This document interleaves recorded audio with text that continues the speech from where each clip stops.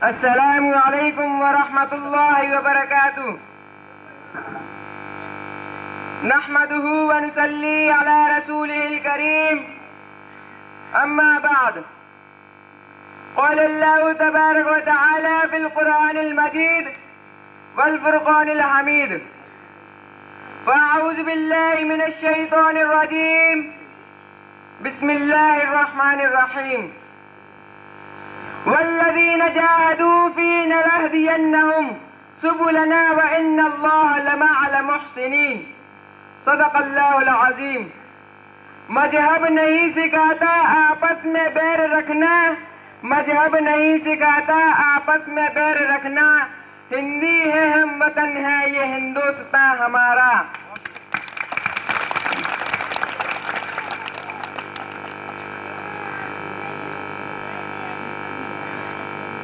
मजहब नहीं सिखाता आपस में बैर रखना, मजहब नहीं सिखाता आपस में बैर रखना। हिंदी है हम वतन है ये हिंदुस्तान हमारा।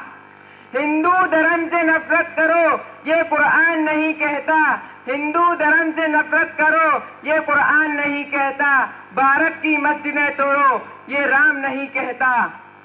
बिरादरान इस्लाम, बिरादरान वतन, मेरे मोहतरम बुजुर्गों और दोस्तों और बाहर से तशरीफ लाए हुए मेहमानाने इकराम, मैं आप सभी का तहे दिल से शुक्रगुजार हूँ, यानी तहे दिल से शुक्रिया अदा करता हूँ कि आप लोगों ने मुझे आज 26 जनवरी के मौके पर कुछ बात कहने की तौफीक अता फरमाई है। मोहतरम हजरत, साले गुरिस्ता की तरह आज फिर यौमे जमहूरिया यानी 26 जनवरी हमारे सामने मौजूद है। मोहतरम हजरत, आज का दिन हमें अपने असलाफों अकाबिरों की कुर्बानियों को याद करके उनसे सबक सीखकर जिंदगी गुजारने का हुक्म देता है। मेरे मोहतरम बुजुर्गों और दोस्तों, जंगे आजादी की तारीख की इब्तिदा यानी शुरुआत उस वक्त हुई जब सन 1756 में नवाब सिराजुद्दौला जैसे जर्री बहादुर बादशाह का दौरे हुकूमत आया और तारीख का ये रोशन बाब उस वक्त मुकम्मल हुआ यानी पूरा हुआ जब वो मशहूर और मारूफ तारीख दोहराई गई जिसमें खून की नदियां बह गई थी। हमारे इस मुल्क को गाजर मूली की तरह काट दिया गया था। फिर दूसरा दौर उस वक्त मुकम्मल हुआ यानी पूरा हुआ जब अंग्रेजों की गुलामी की जंजीर कानूनी तौर पर हमारी गर्दनों से निकाली गई और वो वक्त है सन 1947 का। मेरे मोहतरम बुजुर्गों और दोस्तों, अगर हम इन दोनों तारीखों का जायजा लें या मुताला करें या पढ़ें तो मालूम होगा यानी पता चलेगा सन 1756 से लेकर सन 1757 तक तने तनहा मुस्लिम कौम ने आजादी की लड़ाई लड़ी है, जिसमें हमारे ये उलमा और वुसलहा और बुजुर्गान दीन अपनी खानकाहों और मसनदों और बोरियों और बिस्तरों को छोड़कर अपने सरों पर कफन बांधकर अपनी गर्दनें कटाकर इस हिंदुस्तान को अंग्रेजों के चुंगल से आजाद कराया। मुझे याद आता है बुलंद हिम्मत और दूरे अंदेश बहादुर बादशाह का वाकया जिसे दुनिया शहीद हजरत टीपू सुल्तान के नाम से जानती है।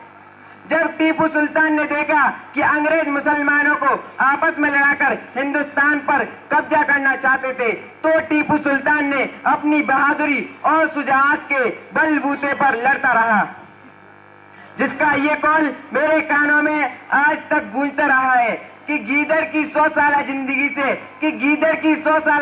से शेर की एक दिन की जिंदगी बेहतर है। बिला आखिर अपनों की गद्दारी और अंग्रेजों की चापलूसी करने की बिना पर ये मुजाहिद बादशाह सन 1799 में शहीद होकर कारवाने हुर्रियत को नुकूस चढ़ा दी गई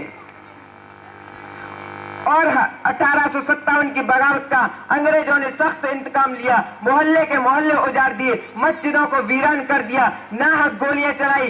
दिल्ली की चांदनी चौक ही नहीं बल्कि दरख्तों पर सूलियां नस्ब कर दी गई। हमारे मुसलमानों को हाथी पर बैठाते, फंदा गले में डालकर हाथी आगे बढ़ा देते उनकी जबान मुंह से बाहर को आ जाती, आंखें उबल पड़ती और हमारे उलमा को बोरियों में बंद करके तौफ के मुंह से बांध दिया जाता और तौफ ढक दी जाती। उनका जिस्म कागजों के पुर्जों यानी टुकड़ों की तरह उड़ जाते थे।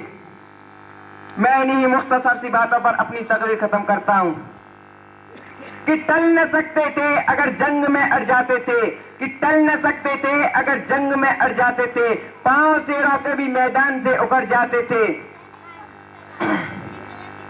मुझसे सर्कस हुआ कोई तो बिगड़ जाते थे, मुझसे सर्कस हुआ कोई तो बिगड़ जाते थे, तेरे क्या चीज है हम तोप से भी लड़ जाते थे। अस्सलाम वालेकुम।